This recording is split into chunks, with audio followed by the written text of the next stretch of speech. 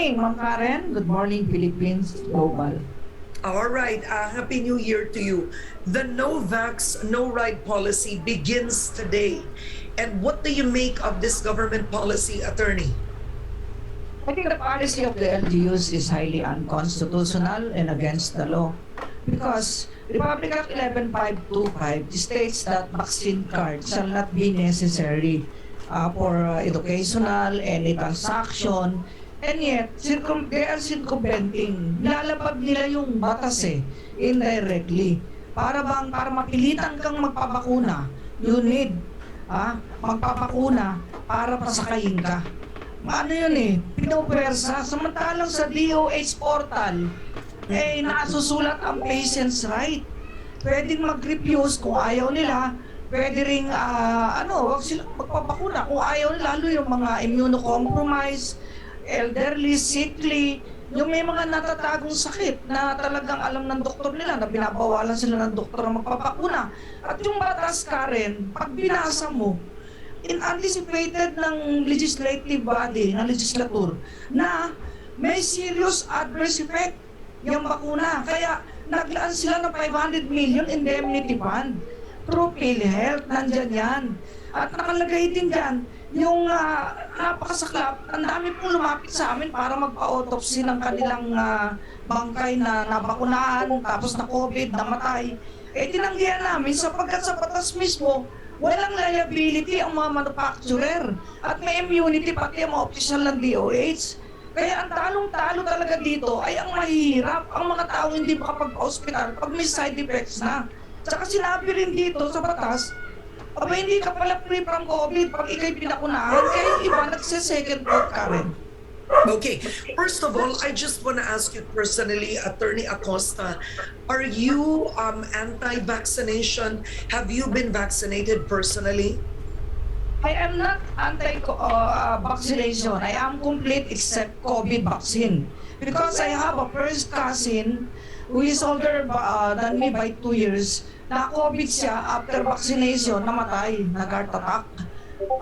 Namaga yung puso niya. And then, my friend in the media, former Veritas manager, tumawag siya sa akin 2 days before, Chief, bakunado ako, 2 shots, pero ngayon nasa hospital ako, may COVID. Sabi ko, padalang kita ng gamot. O sige, padala mo ako Lianua. So namatay siya.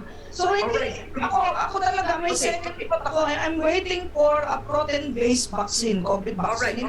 All right. Okay. Attorney, the reason I'm asking you this, of course, we can't go anecdotal on these personal experiences of your friends because it might be highly irresponsible to assume that the vaccine was the cause of their deaths or there's a connection to their deaths. But the reason I ask you is personally just so we set the record straight, you are not vaccinated.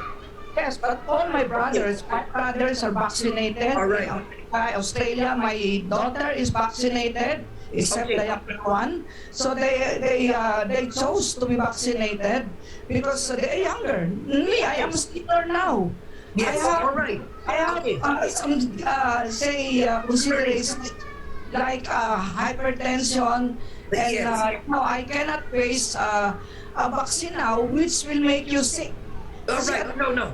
Okay, let's be careful, attorney. Let's be careful with these statements. A vaccine that will make you sick. I mean, these are very dangerous statements because we're live on television. But I respect you. You chose not to be vaccinated. Let's keep it at that. The next question now is this. Is it unconstitutional then to order a no vaccination, no ride policy, given that the government has also said there are exemptions to this policy? The government said if you can show a medical certificate on why you should not be vaccinated, it will be accepted. Let's talk about the law. Why is that unconstitutional? Unconstitutional because the Bill of Rights, Section 1, states that no person shall be deprived of life, liberty, and property without due process of law. Nor any person can be denied of the equal protection of the law. You are discriminating the unvaccinated. And then you are just favoring the vaccinated. You let them ride them ride and then the unvaccinated nung gagawin maglalakad. And But then I'm curious, isn't, you are right that it's an effort to convince the unvaccinated to be vaccinated, but isn't this also for their own safety, given that the Omicron variant is easily transmissible, and having them ride a public transportation, I'm just going on both sides here, also puts them in danger. That's your opinion, but in our office, we are 91% vaccinated ang mga tao ko. 9% lang ang walang bakuna. Pero ang na-COVID, during last week and now, ay mga bakunado. So, sino ngayon ang may virus? I'm just saying, this is a given fact. 90 plus dito sa central office, positive. They're all vaccinated. And only 6 non-vaccinated. So you can see who is prone to virus and who is really carrying the virus. The virus itself has been injected upon the body of the vaccinated. And why will you now discriminate the unvaccinated? Kung di mo pa sasakayin ng bus, paano makapasok sa trabaho? Bakit mo higpit ang kailangan ng pass sa barangay? And may restrict mo ang buhay ng mga tao para nga lang mapilitang magpapakuna. Yung mga estudyante, bakit nagpapapakuna kahit ayaw? Because nire-require sa school. And do you believe that's against their constitutional rights? Because even in the United States, the Supreme Court did not issue a TRO on a university that required all their teachers and students to be vaccinated if they will do face-to-face classes.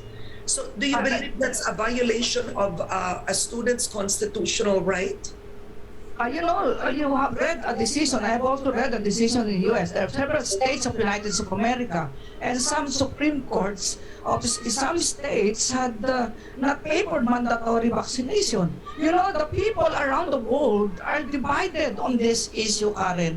And if you will read Republic Act 11525, naiintindihan ng tao na anticipated na may side effects, serious side effects. So, pag sila'y pinilit natin, that will be against their will. Nasusulat sa patient's rights sa DOH portal, may karapatan ang pasyente na tumanggi sa bakuna, tumanggi sa anumang medicine. Dahil ang katawang ito, pag-aari mo mismo eh. Hindi pag-aari ng gobyerno yung katawan mo. At nasusulat din, may right of refusal ka na maging experimental feed ka dahil inamin ng gobyerno sa batas na ito. Nasusulat, Karen, State recognizes the experimental nature of COVID vaccine and will compensate serious adverse effects. Nasusulat sa Section 2, Paragraph C ng batas mismo. So alam mismo ng gobyerno na ito'y EUA pa lang. Emergency Use Authorization. Kaya we cannot blame President Duterte, itong alam niyang makapagpipigil ng pandemya. Pero ang akin lamang, igalang sana yung choice ng tao. Pababakuna ka ba o hindi? Haharapin mo ba ang side effect nito? Magpapagamot ka ba? Ang problema ay mahirap. Libre ba sila sa ospital? Di ba pang karote na ang PhilHealth? Tayo, may sweldo ka, may sweldo ako. Pagka tayo nagka-side effect, pabili tayo magpa-hospital. Pero paano mahirap? Kaya sino ang boses ng mahirap ngayon? Kayo, media. Ako, bilang punong manananggol pambayan. Okay, Atty Acosta, in terms of law, when does the public good supersede individual rights? Yun, sinasabi nila, police power of the state. The police power of the state should used by the government, not in oppressive manner and discriminatory manner. You know what? What is the valid distinction between the unvaccinated and vaccinated? Kung tatanungin, yung vaccinated, nasaksakan na ng COVID virus. Yung unvaccinated na walang sakit, walang sintomas, walang virus at malakas ang immunity. Actually, ako mismo, na-expose ako sa mga nag-positive dito sa office, pero awa ng Diyos, at antigen ko at PCR negative. I'm just taking the meds given to me by the doctors. All right. Okay, now President Duterte himself has ordered a nationwide stay-at-home order for unvaccinated individuals. So, Atty Acosta, are you still there? because the president Now, is doing his the president ordering a nationwide stay-at-home order for unvaxxed individuals, is that constitutional? Can the president order that? That will be restricting the liberty and also the mobility of person, and that's a constitutional right. I can understand why President Duterte is doing that because there are so many millions of vaccines that arrive. So kailangan talaga maitulok na yon. Pero ang punto doon, he is just persuading the people to be vaccinated. Kaya lang, hindi mo lahat talaga mapipilit. The immunocompromised, those who have cancer, those who have epilepsy, those who are asthmatic with serious allergies within their bodies, parang patay buhay pa pinapatay mo na hindi na kayang magkasakit. Kaya nga maingat na maingat ang mga Let's be careful with these statements, attorney, because you are not a doctor. So, yes. But we let's move on. not a doctor, but we could understand the terms of the doctor. Yes, Because okay. not all Attorney, Filipinos are doctors. let us stick with your expertise, which is the matters of law. So now, measures have been passed by the city councils of Quezon City, Caloocan, Valenzuela, and most recently Pasig. And in these cities, the unvaccinated, for example, I'll start with specifics, and you can tell me if this is discrimination or this is against the law. I'll start with this. In Caloocan, in Quezon City, in these cities, unvaccinated workers have to present a negative COVID-19 result before being admitted to work on site, and the RT-PCR is at their own expense. Would you consider that discrimination, or does it violate equality in some sense? That is confiscatory of your money. Why?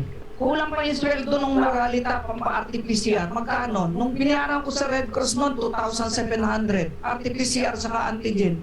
2,700. Magkano lang ang sweldo ng isang maralitang Pilipino sa isang araw? Sabihin mo ng 500 pesos. Para mo nang pinatay yung mahirap. Mapipilitan talagang magbakuna kahit meron siyang other diseases na hindi pwede na ayaw siyang payagan ng doktor. Ang nangyayari talaga, hindi na voluntary. Kaya dapat pag-aralan po yan ng LGUs. Muli po, nakikiusap po ako sa ating mga mayors. Huwag nating i-discriminate ang mga unvaccinated. Sa totoo lang, sila na po ang may herd immunity. Dahil na-expose na sila sa lahat ng virus, kahit hindi pa sila pakunado. Sa totoo lang. Okay, so Atty Acosta, in QC Caloocan, Valenzuela, non-fully vaccinated workers are required to undergo an RT-PCR every 2 weeks at their personal expense. For you, this is discriminatory and confiscatory of their money, as you said. So it violates a law. Is that correct? I think so, because if that will be shouldered by the government, that's okay. But if the person himself will be the one paying for it, that is confiscatory. Kulang pa yung sweldo niya para dyan. Lalo yung mga minimum wage earners lang. And to tell you, 90% of the health workers who are vaccinated are now suffering from COVID effects. And here, let's talk about Caloocan. Unvaccinated residents have to stay home. They're not allowed under Alert Level 3 to enter restaurants for dine-in, engage in contact sports, go to a salon or a spa, etc., etc. In Caloocan, the unvaccinated residents also cannot take public transportation unless for essential goods, services like buying food, water, and medicine. So clearly, in certain cities, and I'm citing Caloocan here, it limits the movement of the unvaccinated. Does this violate any law? That is, what you would see, not all mayors are issuing those kind of ordinances. Pailan-ilan lang. Kasi maraming mayor na abogado pa rin at nag-aaral ng law. Alam nila ang Bill of Rights. Sa totoo lang, ang dami na namang nabakunahan. Kung choice nila yon, bakit mo pinagdidiskitahan ng unvaccinated? May mga bakuna tayo, milyones, di ba? Ipambu-booster pa nila. Ilang booster?